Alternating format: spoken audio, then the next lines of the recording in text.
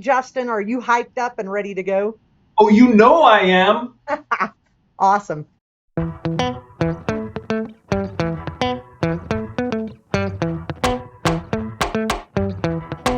Good morning, Justin. How are you today? Hey, good morning, Francis. I'm doing very well. Thank you. How are Awesome. you?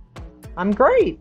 We're doing these recordings for our customers about functionality within the software. And one of the things that we're trying to do is pull in people with industry experience who now work at point of rental.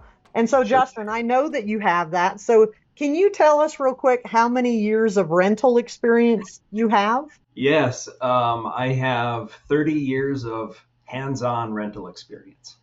And was that equipment or event? It was predominantly equipment and general tool, although we did get involved with, I wouldn't say event, but I would say party. We had canopies, tables, chairs, coffee urns, things along those lines. Awesome. That's great. Okay, so what we're going to talk about today, I've got rental experience too. I've got not as much as you, but I've got over 22 years, some of it in equipment and some of it in events. So we're here to talk about the way that the software works when it comes to trying to fill your orders, your inventory on orders that customers want, and when you don't have it available, and what are the options on that. So that's what we're going to talk about today. Are you ready? Yes, let's do this. Awesome.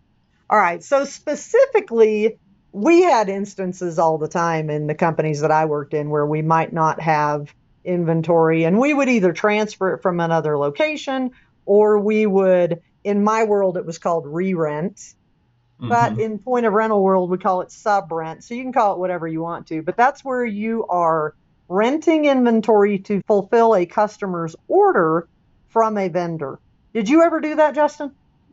Yes, every once in a while, there was actually a sister company that was a construction company. So sometimes we didn't have enough of our inventory and we would re rent from that construction company some of their equipment to send out to our customers.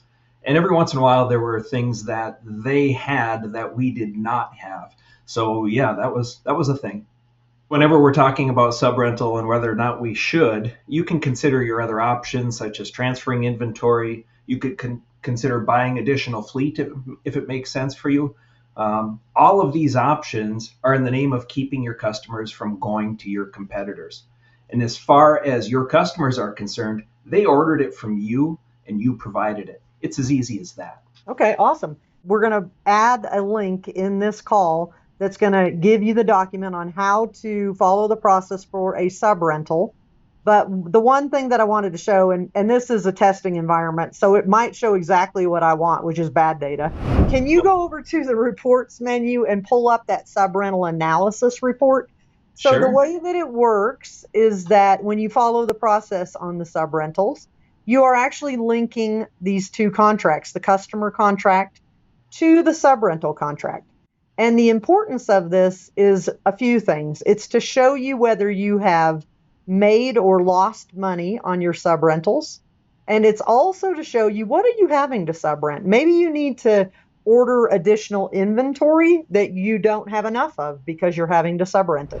Yeah, that's right. And when you run this analysis report, you can choose a date range. So if you wanted to focus on the last quarter, the last year, whatever it is that you want to use to help you determine how to optimize your fleet, just choose that date range. And we're going to see if we've got bad data in here, but I just tried to stack the odds in our favor by sticking an entire year in this report. And you can Awesome. sort this report by category of your items, by contracts, if you want to see if certain contracts were profitable or not, by customer, because you may have regular customers that subrent from you, and sometimes those customers may vary in profitability. The one I like there, Justin, is sales rep. Oh, I just did not like subrents myself. So if you do it by sales rep, you can group those together by the sales rep and see whether they are charging enough money to where you're profitable. I love that.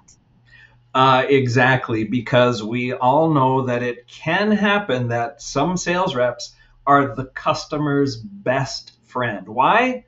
because they give the farm away That's right, every single exactly. time, right? That's So what we want to keep an eye on that. And by using that report, we can see whether a subrental has been profitable or not.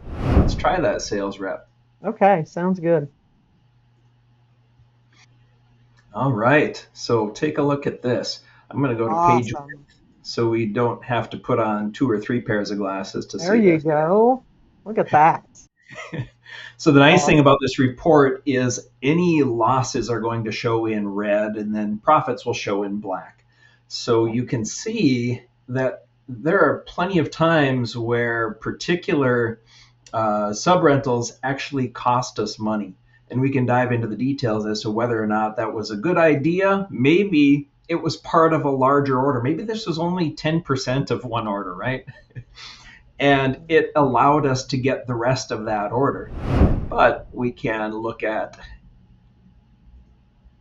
this sales rep here, Melissa, and we can look at a secondary sales rep as well. So there's a lot of data in here because I chose quite a few different years, but you can see if Melissa was profitable by going to the last page for Melissa. Awesome. And so you can see your expenses against your revenue for a net loss. And then if we go to the last page, well, let's expand Samantha's subrentals. Oof. Mhm. I think we have a bigger problem here than our sales reps. We might have a business problem in this There you go. circumstance. Boy, stop subrenting, right? Not profitable, but Awesome. it can be profitable. Yep. If you've got good relationships with vendors, if you have multiple vendors where you work together to supplement one another's fleets and you give each other good discounts, then subrentals can be very profitable. If it doesn't take much in terms of labor costs to go and retrieve those items or return them to those vendors, really can be a great thing for you and your business. And you can even, just like setting special rates for your customers, you can set special rates for your subrental vendors in your system so that the rates that they charge you are entered and you don't have to manually override them when you do a subrental. You'll automatically get your rates pulled in, your special rates pulled in on your subrental contract. And the beauty of subrentals in Elite is that when you close that subrental contract to your vendor, it will automatically create a subrental purchase order that closes automatically and creates a payable for your accounting to pay that subrent vendor. Awesome. This was a great conversation. Thank you for joining me today to talk about subrentals. And, we always encourage you, if you have the inventory in another location, to look into creating a transfer.